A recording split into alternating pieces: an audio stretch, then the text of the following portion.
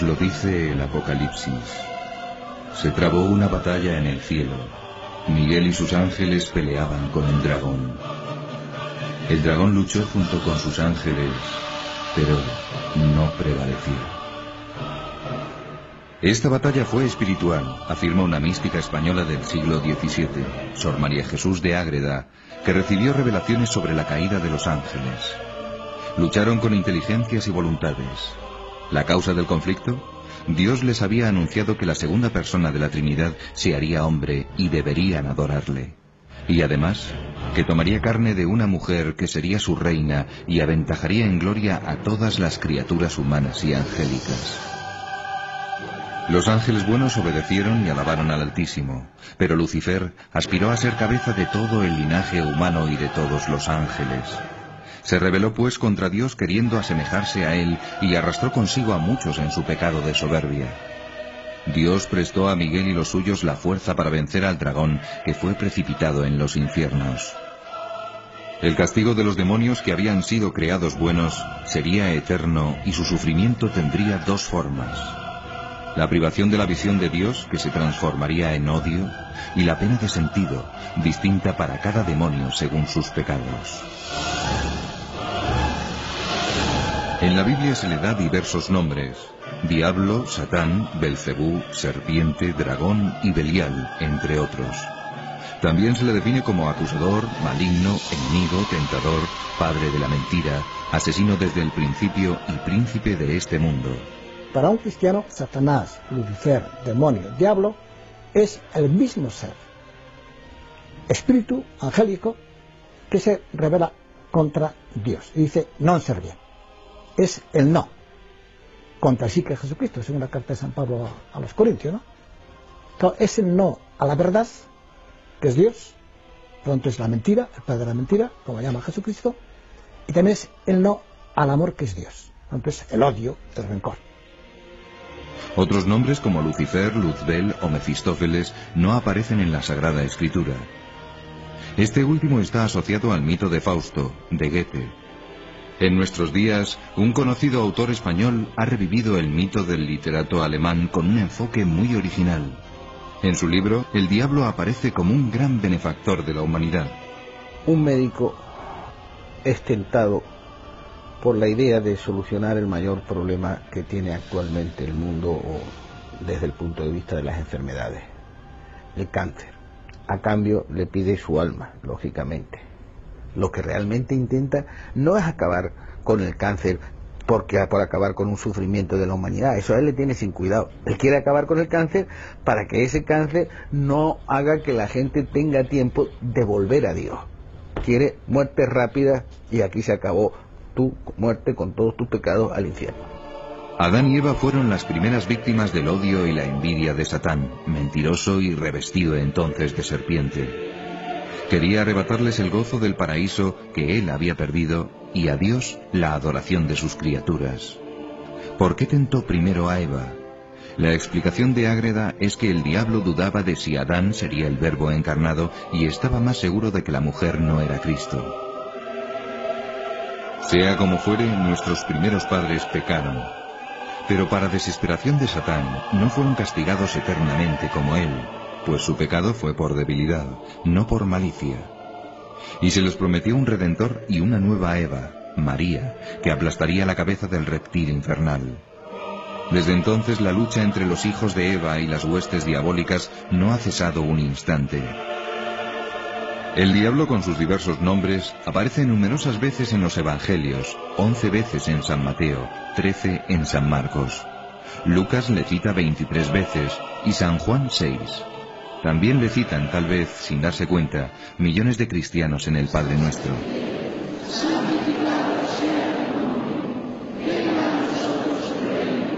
En la oración que nos mandó Cristo, el Padre Nuestro, la rezamos mal.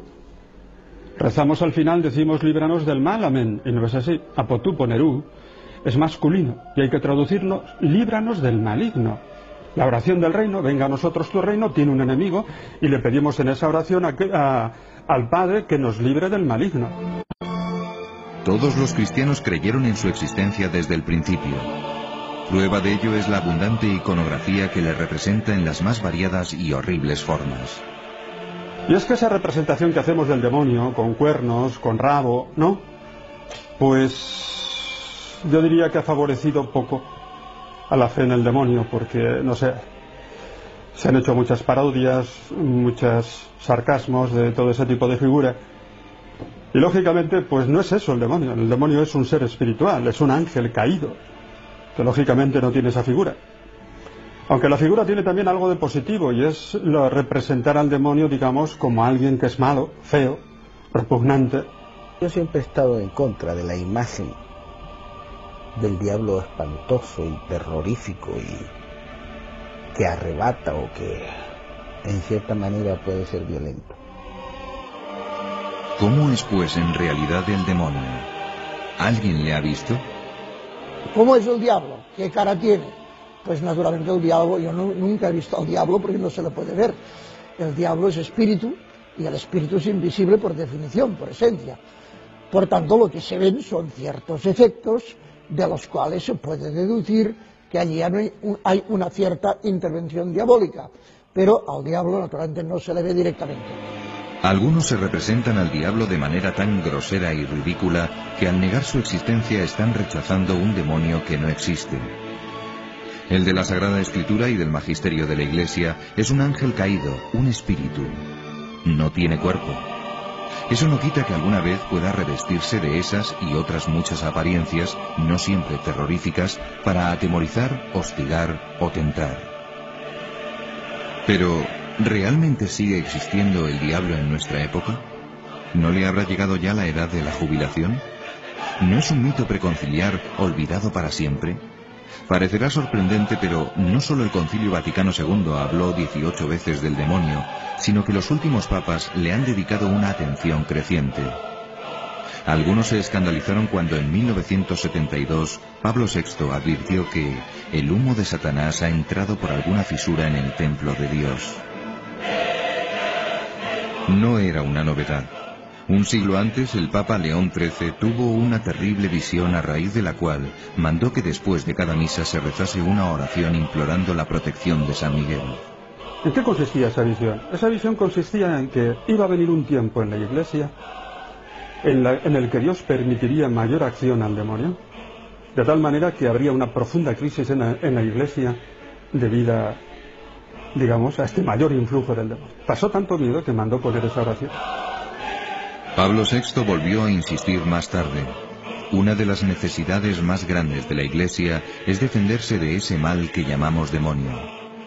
Y precisó: el mal no es ya solo una deficiencia, sino un ser vivo, espiritual, pervertido y pervertidor.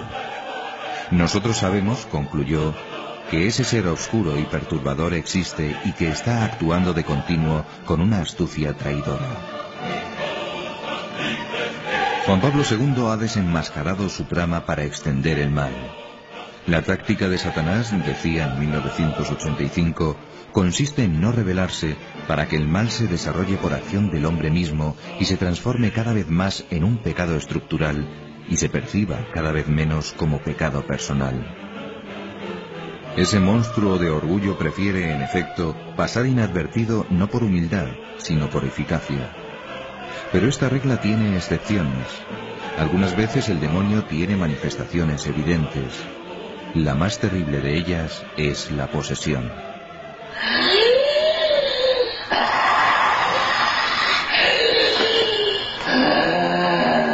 Satan, va-t'en. Que Jésus-Christ, du Dieu vivant, vous défende par le signe de cette croix au nom du Père, du Fils et du Saint-Esprit. Brûlez! Et la croix, brûlez quand il la croix! Le bois de la croix brûle! Fuyez, ennemi! La posesión es ya el caso más grave y se llama posesión porque a ratos, porque no es que siempre el enfermo, el sujeto esté así, pierde, por así decir, su personalidad, y su personalidad es suplantada por el demonio. Es decir, ya no habla ella, habla el demonio por su boca, ya ella no es en aquel momento totalmente libre, sino que hace cosas que ella no quisiera hacer. Y esto, pues como digo, hay que discernirlo con un largo proceso, no se puede ir ayudado del médico, pero al final se puede llegar a la conclusión de que aquella persona pues está en estos casos.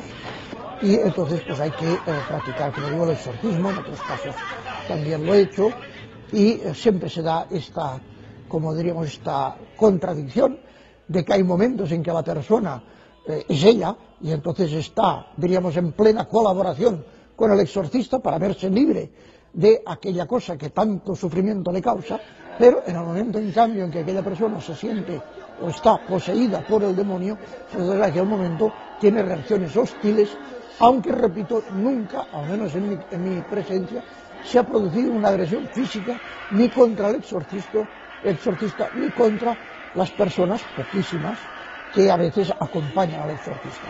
El exorcismo yo nunca lo he hecho solo, sino lo he hecho siempre cuando podía, con el médico al lado y con alguna otra persona, generalmente familiar, íntimo del sujeto. Au nom du Père, du Fils et du Saint-Esprit. Allez, Philéas, ça gueule, il s'en va. Allez, dégage. Au nom du Père, du Fils et du Saint-Esprit. Dégage, je guéris. Je te l'ordonne au nom de Jésus-Christ. À qui tu t'obéis. Estamos viendo exorcismos reales. Cada caso es distinto del otro, pues los diablos son seres personales, muy distintos.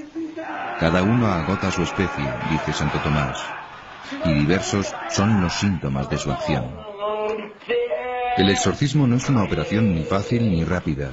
Lo normal es que se necesiten varias sesiones para desalojar al espíritu del mal, que se resiste por todos los medios. El exorcista ha de porfiar con sus mejores armas: oración, aplicación del crucifijo, del óleo y del agua bendita, imágenes de la Virgen e incluso dando la comunión al poseso. Pero la sustancia del exorcismo es esta orden perentoria: en nombre de Jesucristo, Satán, vete. Hay que insistir. A veces el desenlace es cuestión de meses. Puede durar incluso años. El exorcista experimentado sabe que el diablo tiene una inteligencia superior y tratará de engañarlo. Traba un combate desigual que perdería si Dios no estuviese de su lado. El demonio pues es muy inteligente y no se da a conocer. Generalmente tiene muchas respuestas evasivas o ambiguas, y hay que ir con mucho cuidado. El demonio miente, y miente mucho, y confunde, y es ambiguo, y es, por tanto, no sacas mucho de quererle hacer hablar. Más bien puedes sacar confusión y esto. Por tanto, yo no pregunto mucho, pero ciertamente que sí, que a veces, por ejemplo, muchas veces él, cuando le haces preguntas, el enfermo contesta sonidos inarticulados. Algunas veces incluso puede, pero no le he tenido tiempo de comprobar, puede hablar alguna lengua o palabras de lenguas que uno desconoce. Entonces, pues, hay sonidos, hay palabras que uno dice, pues no acabo de entender por dónde pueden ir. Yo solamente he podido verificar alguna frase en latín, que es lo que, como lo conozco yo, pues he entendido y he podido dar testimonio de que era una lengua desconocida para el sujeto en cuestión. Comment vous sentez maintenant? Non, il est pas parti. Il est pas parti. Il est encore là. Il est encore là. Il va partir. Ante lo sagrado o lo religioso, la reacción del endemoniado va desde el fastidio y el horror hasta la ira, acompañada de blasfemias o insultos. Sors! Allez, sors! Sors! Sors! Acabada la crisis en que emerge la segunda personalidad, aunque el diablo no haya sido expulsado, la persona puede llevar vida normal, si bien puede sufrir diversos dolores y molestias. El diablo ha salido de esta mujer. Su semblante ha cambiado radicalmente, se la nota ya sonriente y distendida. Dios nunca deja a la persona perdida en manos del espíritu del mal, sino que si la persona busca a Dios, le encontrará, y le encontrará benévolo y con fuerza suficiente para sacarle, y que estas experiencias, después de ser liberada, le sirvan para el bien. Le sirvan para el bien. Y esa es la experiencia que tengo. Pero, ¿no estaremos ante casos de enfermedad mental? Esta es una explicación fácil para los que niegan la existencia del diablo. ¿Qué nos dice de ello la psiquiatría moderna? ¿Puede distinguirse la posesión de los trastornos mentales? La fenomenología sintomática de una persona que, por ejemplo, ha hecho un pacto con el diablo, o que sin mala voluntad el diablo se ha posesionado de su cuerpo, y esto plantea un problema teológico en el cual yo no entro porque no sé nada de eso, y es cómo Dios permite el mal, ese mal tan tremendo. Pues esa persona puede tener síntomas que son bastante distintos a lo que ocurre en la psiquiatría, pero me parece que por muy sutil que sea el diablo, y lo es, y es mucho más listo que yo y que todos nosotros probablemente, creo que lo tiene muy difícil, porque quizás por su propia maldad organiza o realiza a través de la persona que posee y que le está sujeta acciones que son de una inmensidad, de una radicalidad y de un imperio que ninguna persona demente las haría.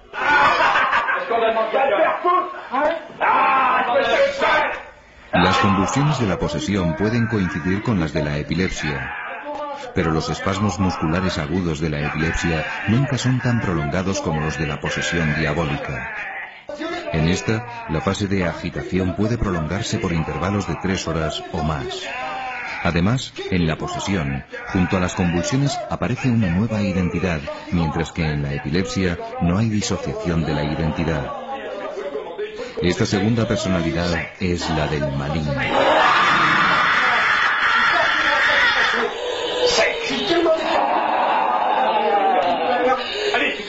Aquello que la ciencia psiquiátrica no puede explicar, no es que no sepa o no quiera, sino simplemente que no puede, queriendo y sabiendo, me parece que sí es conveniente consultar con el exorcista. Hoy la Iglesia recomienda, ante un caso de exorcismo, pues que haya una consulta, una peritación por parte del psiquiatra. Y a mí me parece que esto es una cautela enormemente prudente y muy de agradecer. Es decir, la Iglesia en la actualidad ha defendido, y creo que ha sido una de las poquísimas instituciones que ha dado un paso hacia adelante en favor, por ejemplo, de la psiquiatría y de la psicología, en muchos casos. Es decir, la Iglesia nos da un ejemplo, como experta en humanidad que es, de no tener miedo a la razón. Los exorcistas saben que la gran mayoría de los que acuden a ellos son enfermos mentales, no endemoniados. Para distinguirlos, utilizan algunos trucos. Pues uno de los medios que yo me valía era a esta persona que venía, yo le daba, más o menos disimuladamente, distintos sobres cerrados y sin nada por fuera que los distinguiera uno de otros. Y en uno de ellos había una estampa de Nuestro Señor o de la Virgen, y en los otros pues había simplemente un papel. Y se percibía que cuando aquella persona cogía el sobre, que yo sabía que dentro, pero nadie más que yo, sabía que dentro había una estampa, pues aquella persona se ponía especialmente nerviosa, rechazaba aquello, tenía como una desazón, incluso muchas veces tomaba una actitud agresiva con el sacerdote. ¿Por qué me ha dado esto? Usted me está fastidiando, usted me está... Y uno dice, bueno, aquí hay un síntoma de que esta persona tiene una percepción que no es explicable por pura razón natural. Para saber más sobre este increíble fenómeno y su curación, nos hemos trasladado a Roma para interrogar al más famoso y experimentado exorcista del mundo, el padre Gabriel Amorth, que mantiene día a día una lucha a brazo partido con el maligno. El exorcismo es una plegaria. No es, por tanto, algo espantoso, algo que hace temblar a la gente. Es una simple oración en la que se pide a Dios liberar a la persona de la presencia o de la influencia del diablo.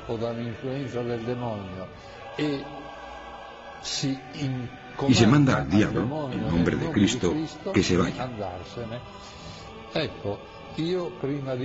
Yo, antes de empezar, me pongo la estola, que es el típico indumento sacerdotal, estola violeta.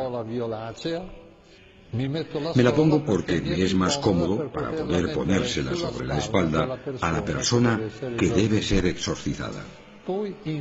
Luego empiezo con el agua bendita. Esto es un frasco con agujeros y bendigo a la persona con el agua bendita. Luego le hago besar el crucifijo.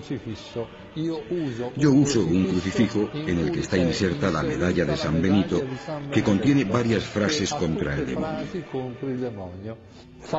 Hago besar el crucifijo y luego empiezo a decir unas oraciones con la mano sobre la cabeza. En general, los exorcistas tienen en la otra mano el libro con el ritual de los exorcismos, pero yo no lo necesito porque me lo sé de memoria después de haber hecho tantos, y pongo la otra mano sobre la espalda, y así rezo.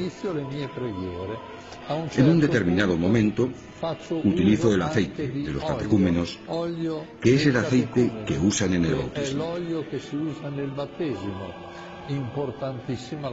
Es importantísima la oración. El Evangelio nos dice que algunos diablos no se echan sino con la oración y el ayuno. Naturalmente, es importante que rece la persona interesada, que recen sus familiares y que se haga rezar a casas religiosas o grupos de oración. De cada 100 personas que piden un exorcismo, 90 son mujeres y solo 10 son hombres. ¿A qué puede deberse esta fuerte preferencia de Satanás por el sexo femenino? El exorcista de Roma aventura varias causas. Son muchas más las mujeres poseídas por el diablo que los hombres. ¿Por qué?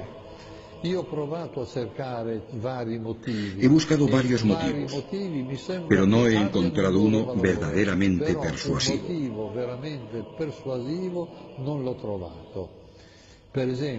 Por ejemplo, las mujeres son más curiosas y se atreven más. Frecuentan más a los magos, a los cartomantes y las sesiones de espiritismo, o son más asiduas a ritos satánicos. Por eso se exponen más. Otro motivo sería que el diablo ataca a la mujer porque a través de la mujer espera llegar al hombre, como en el caso de Adán y Eva, y en que fue Eva quien convenció a Adán a hacer lo que había hecho ella, a comer la manzana.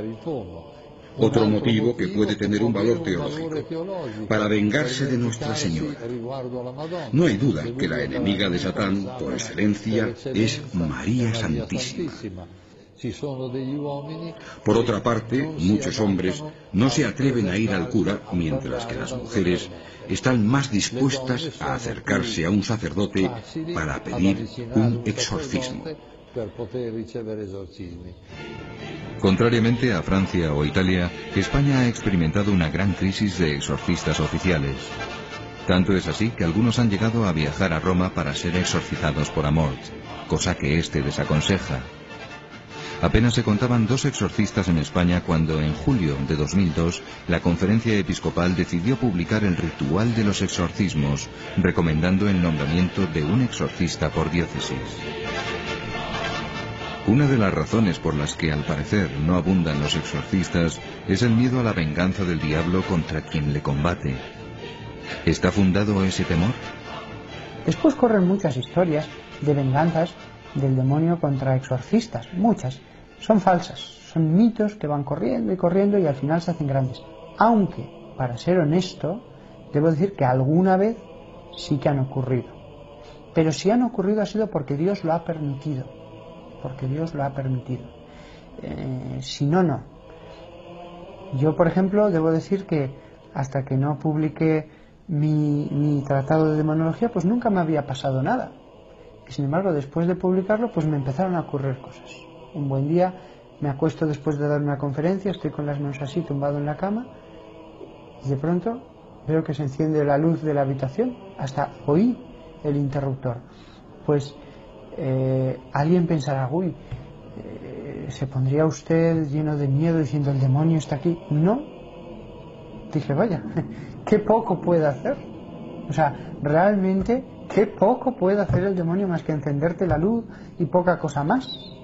Entonces ya en el mismo ritual se le dice al mal espíritu que de ninguna manera ataque físicamente a ninguna persona presente, y siempre lo ha hecho así. Ha tenido manifestaciones como conatos, pero nunca los ha llevado a obra, a realidad. Sí, en cambio, esto sí, insultos, esto sí. Insultos, agresiones verbales, esto sí. Pero no, en cambio, agresiones físicas. Yo nunca las he visto. Sí, alguna vez, conmociones, saltos, etcétera, de manera que han tenido que sujetar un poco a la persona para que no se hiciera daño él mismo. La obsesión diabólica y la vejación son otras de las formas en que el maligno puede atacar a algunas personas. La obsesión se produce cuando uno tiene pensamientos obsesivos invencibles que le martillean la cabeza y le incitan a la desesperación y al suicidio. También de esto he tenido varios casos. La segunda forma es la vejación, cuando el diablo no está en la persona, pero causa perturbaciones desde fuera. Por ejemplo, muchos santos han sido atacados por el diablo, como el cura de Ars, que era echado de la cama, o el padre Pío, que era apaleado continuamente. Creo que casi todos los santos han sufrido vejaciones fuertes por parte del diablo. Además, el diablo puede infestar, ocupar lugares e incluso animales. Las intenciones del diablo son variadas. A veces no son directamente sobre la persona, sino sobre cosas, objetos. Objetos que en una casa, por ejemplo, explotan, un vaso, un jarro, sin ninguna causa, sin ninguna causa aparente. Puertas que se cierran estrepitosamente sin que haya habido viento ni nada parecido. Cuadros que se caen y están perfectamente sujetos en la pared y se caen de repente. Uno al principio, cuando comienzan estos fenómenos, pues dice, habrá ratas o estará pasando algo, pero después, conforme va avanzando la manifestación de la posesión de un lugar, queda claro que es un demonio. Ha habido casos en que los golpes daban justamente al espejo que una persona tenía delante. Me acuerdo de un caso concreto. Pues todo ese tipo de cosas ya se ve que no se debe a causas naturales. Entonces, además estamos seguros de que no se tratan de poderes de la mente, porque si un sacerdote hace el rito que la Iglesia tiene determinado para eso, y que aparece en el ritual de exorcismos, incluso en el nuevo, pues desaparecen esos fenómenos. Estos casos en que no hay intervención directamente sobre la persona son más numerosos que los casos ya de posesión, que son más raros. De estos casos me he encontrado bastantes más. Y que no hay duda, aunque yo no los he presenciado directamente, pero no hay duda por el número, la cantidad de testigos. Por veces es toda una familia de la cual pues, hay viejos, jóvenes, medianos y todos han visto el mismo fenómeno. Una intervención diabólica muy grave y que parece en aumento en nuestra época es el maleficio. El maleficio es hacer el mal a una persona a través del demonio. Maleficio es una palabra genérica. El mal infligido a la persona por medio del diablo puede hacerse de muchos modos diversos. La forma más común del maleficio es el hechizo. El maleficio puede hacerse con un hechizo, con el mal de ojo, con una maldición, con un rito vudú, con una macumba, con un rito satánico. Puede hacerse de muchos modos diversos. A veces las personas que hacen maleficios usan objetos que por vía maléfica introducen dentro de la persona. El caso más grave que yo he conocido es que uno, dentro de su almohada, encontró un sapo vivo. ¿Cómo consiguió entrar dentro? Por vía maléfica, por vía mágica, mediante un maleficio, o sea, a través de la acción del diablo. Ocurre que las personas, para liberarse, necesitan deshacerse de los objetos que les han metido en el estómago de modo invisible. Y sucede entonces que cuando vomitan estos objetos salen cosas verdaderamente extrañas. Voy a enseñarles algunas. Por ejemplo, vean uno que vomitó en una sola vez una cadena metálica así de larga.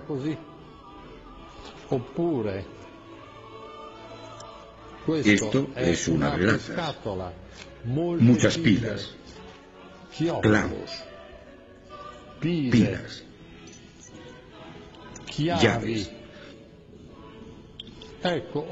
o sea, objetos varios que son vomitados. Y yo me he dado cuenta que estos objetos se materializan en el instante en que salen de la boca. Si uno hubiese hecho una radiografía del estómago de aquella persona antes del exorcismo, no habría visto nada. Me he dado cuenta viendo varias veces escupir a personas poseídas. Un exorcista debe habituarse a recibir muchos salivazos. Pero, ¿no estaremos demonizando al demonio? ¿Hay que atribuirle directamente todas las guerras y males del mundo? ¿Es el culpable de todos los pecados que se cometen? No todos los pecados son instigados directamente por él, pero sí indirectamente, pues la inclinación al mal no existiría sin el pecado original, instigado por Satanás. ¿Podría el demonio al menos llegar a producir accidentes de aviación o grandes cataclismos como terremotos, erupciones volcánicas o incendios? ¿Puede el demonio provocar un huracán, un terremoto, un desastre natural? La respuesta es que no. Dios no se lo permite.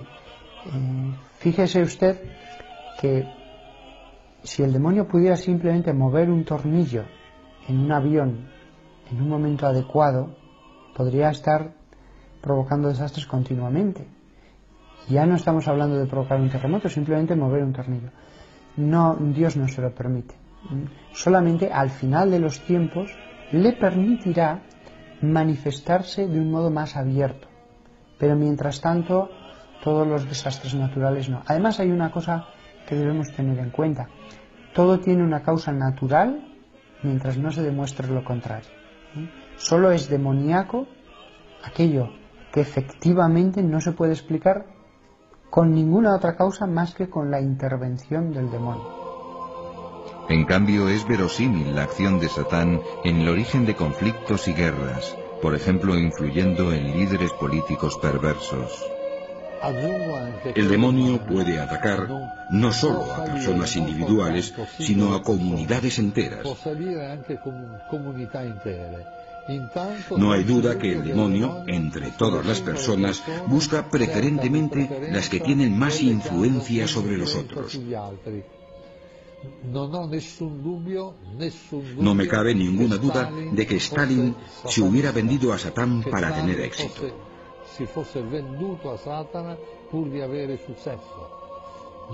No tengo ninguna duda de que un personaje como Hitler estuviese completamente invadido por Satanás. Hay que notar que Satán puede influir en grupos enteros. Y yo creo que todo cuanto el nazismo ha hecho ha estado enteramente inspirado por Satán, porque los nazis cometieron atrocidades que racionalmente no se pueden explicar. En algunos casos, muy raros, el diablo puede provocar enfermedades. El mismo Evangelio lo dice varios casos. Tiene un espíritu mudo. O el caso de la mujer encorvada, que expresamente dice Jesús que era por un demonio. Y he conocido algún caso que no hay duda alguna, que fue hacer espiritismo y producirse una enfermedad que los médicos no se explican y que efectivamente orando la persona entra en trance. Pero no es posesión, simplemente es ese espíritu que le produce esa enfermedad. ¿Quiénes corren más riesgo de ser poseídos o asaltados por el diablo?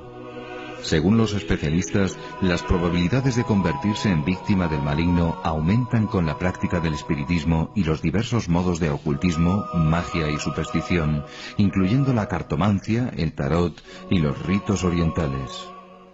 Hay una flojera o un debilitamiento en las convicciones y en las creencias, y curiosamente, cada vez que las personas tienen menos fe religiosa, generalmente pues tienen más prejuicios, más conductas estereotipadas, acuden más a sortilegios, horóscopos. Es decir, que parece como si la fe se echara por una puerta y entrara por la puerta de atrás. Cuando decae la fe, aumenta la superstición. Nosotros vivimos en un periodo en el que de fe hay poquísima. Y entonces, he aquí que adquiere un gran espacio la superstición. A mí me preocupa más el ocultismo, esto de videntes, astrólogos, la Ouija o Ouija que dice la gente, el tarot, que es una forma mentis especial, ya que esas personas, una persona que habitualmente va al vidente o al tarot para ver su porvenir, irá a misa, pero su forma mentis no es cristiana, ya que no cree que Dios sea Padre y no cree en la providencia divina. Cree que su vida está marcada por los astros.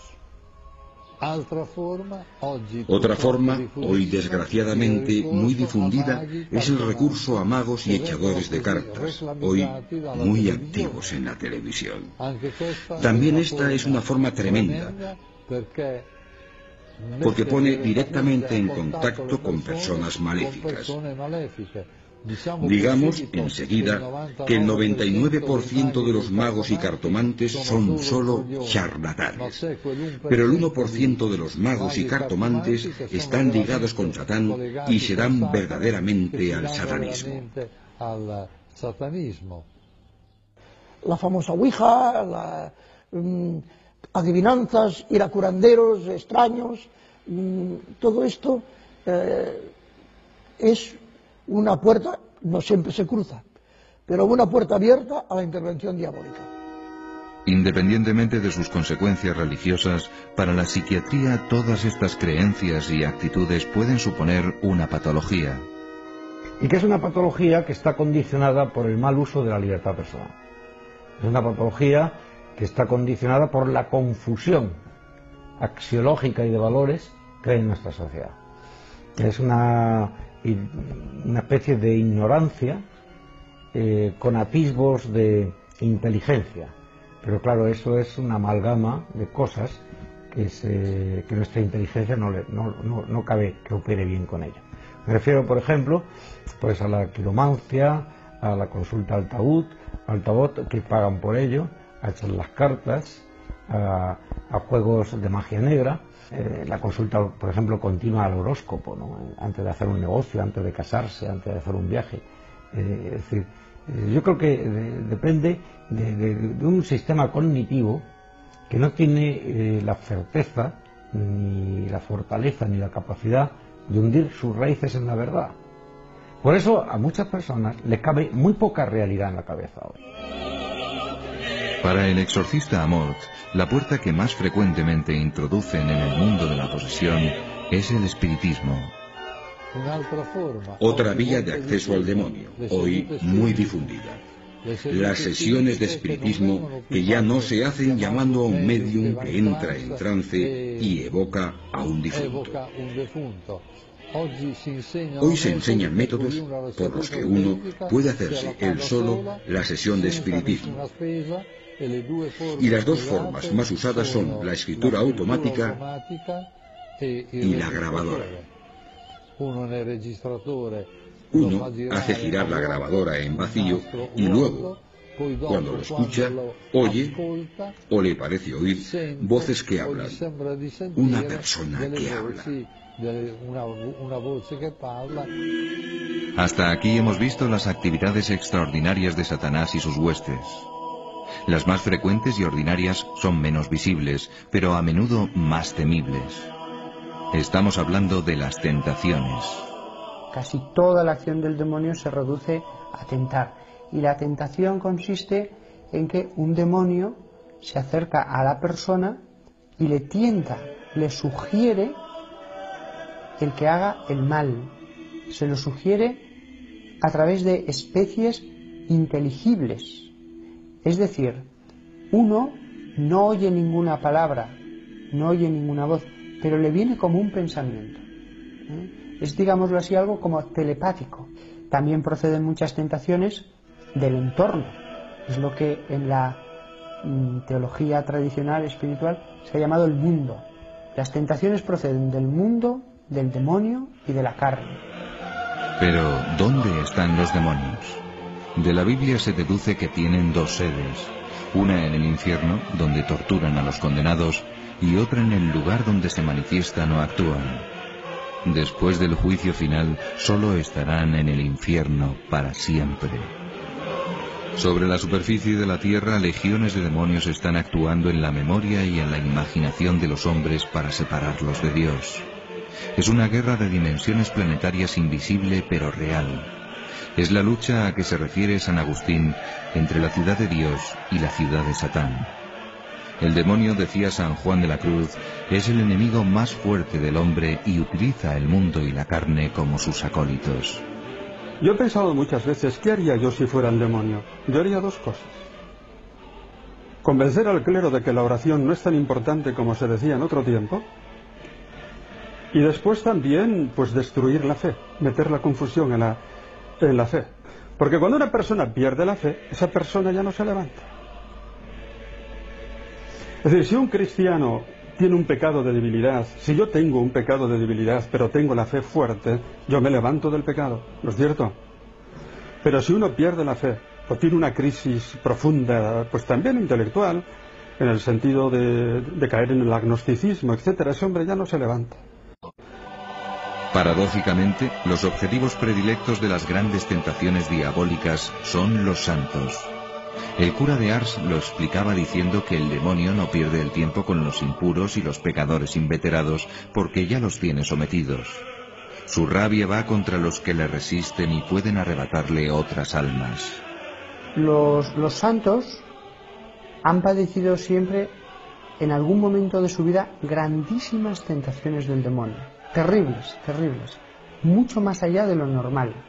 Si las personas normales en algún momento el demonio se acerca para tentarles, en los santos, cuando Dios ve que ya están fortalecidos en la fe, sobre todo en la fe, y que tienen virtudes, entonces permite al demonio el que pueda hacer un último asalto. ¿Por qué? El demonio lo que intenta es ganar esas almas antes ya de que se eleven totalmente hacia Dios. Y Dios permite que haya ese asalto porque en el sufrimiento de la tentación, en el tener que resistir, sus virtudes van a crecer muchísimo.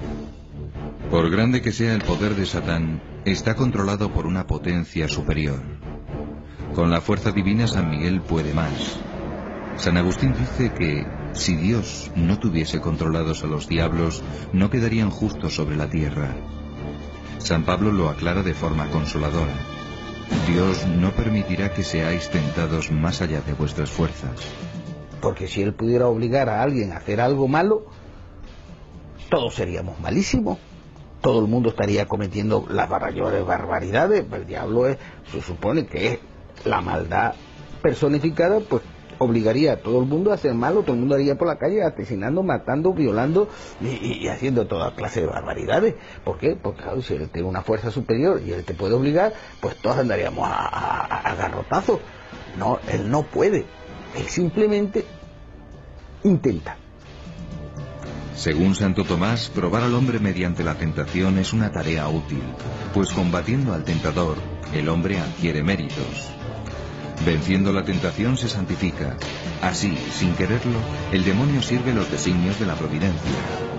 Dios se vale de su malicia para santificar al hombre. Últimamente van en aumento los que, seducidos por Satán, optan por el mal, llegando al extremo aberrante de rendirle culto. Son los que militan en las sectas satánicas o luciferinas y los que practican la brujería.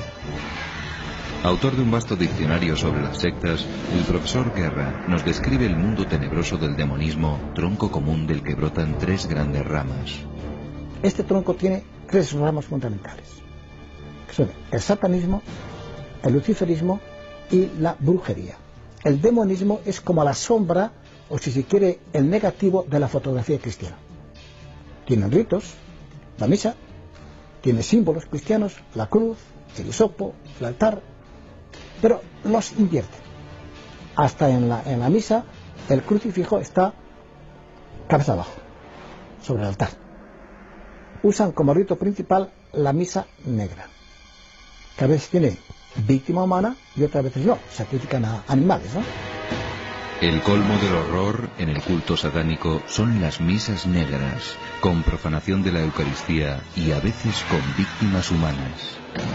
Normalmente una joven que sea inocente, para el mal hay que ofrecerlo inocente, lo contrario, menor de 15 años normalmente, pobre muchacha, tiene que entrar desnuda, van detrás los satanistas, con sus ropas, ropajes y demás, la atan sobre el altar y al comenzar la misa, bueno, con el crucifijo boca abajo, y al comenzar la misa la graban en el pecho los signos satánicos. Entonces, para comulgar, abren el pecho a la víctima ritual, sacan el corazón, los pulmones y el hígado, todavía calientes y palpitantes, los toman, los comen. En el luciferismo, las misas negras del satanismo se convierten en misas rojas. Se llama misa roja porque en el local donde se celebra todo rojo. Las cortinas, el altar cubierto de terciopelo rojo, los ornamentos, excepto el preste principal que ha vestido de negro. Solamente que, según dicen, no hay víctima ritual, aunque excesos sexuales hay tanto más que en el satanismo. La masonería merece mención especial por su importancia. ¿Puede seriamente afirmarse que tenga alguna relación con el satanismo? Propiamente, la masonería no guarda relación con el satanismo. Sí lo tiene, en cambio, con el luciferismo. En el grado 29 y en el 30, un rito es echar al suelo un crucifijo o una cruz, la cruz sin la figura de Jesucristo, pisarlo y escupirlo. Claro, este rito, que es masónico, es el grado 29-30, ha sido adoptado por bastantes sectas satánicas luciféricas, por ejemplo también la Orden Illuminati. Ahí tengo una enciclopedia masónica de 3-5 volúmenes. Si leemos la palabra escrita por un masón, la palabra Cristo le dedica 2 líneas y media, no de una página, sino de una columna. Así que es un mito.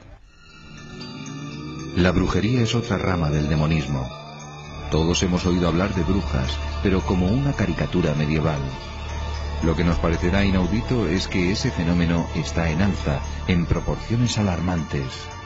La brujería es también satánica. De hecho, adoran a Baphomet, adoran a Lucifer, a Satanás, y en la Edad Media sabemos que se concentraban en determinados lugares, por ejemplo aquí en Burgos, las de Cantabria, Valencia, Burgos, parte de Bilbao, etcétera, junto en Cernégula, un lago que no va ningún río a ese lago, que tienes agua siempre, y allí en torno a un árbol que había a la orilla era cuando se celebraban los sábados sus reuniones, ¿no? Los sabás, que dicen ellos, ¿no? Ellas pensaban que hacían viajes astrales, que allí se juntaban con Satanás en forma de macho cabrío. Después, cuando vuelven, tienen poderes especiales, benéficos o maléficos. Las brujas eran maléficos, por ese motivo procuraban a los vecinos congraciarse con ellas. Todavía hace pocos años, en un pueblo de Zamora hacia Galicia, al matar daban una parte del cerdo a la bruja del pueblo, para evitar sus maleficios y males de ojo y cosas de esas, por si acaso, ¿no? ¿Realmente hay brujas entre nosotros? La brujería está aumentando de una forma alarmante, también entre chicas jóvenes. Pero hace 2 o 3 años, un alumno mío de la Facultad de Teología me contó un caso. Eran 9 muchachas de aquí de Burgos, de 14 a 16 años, que se ve que en verano habían ido con sus padres a rellenar la Costa Brava.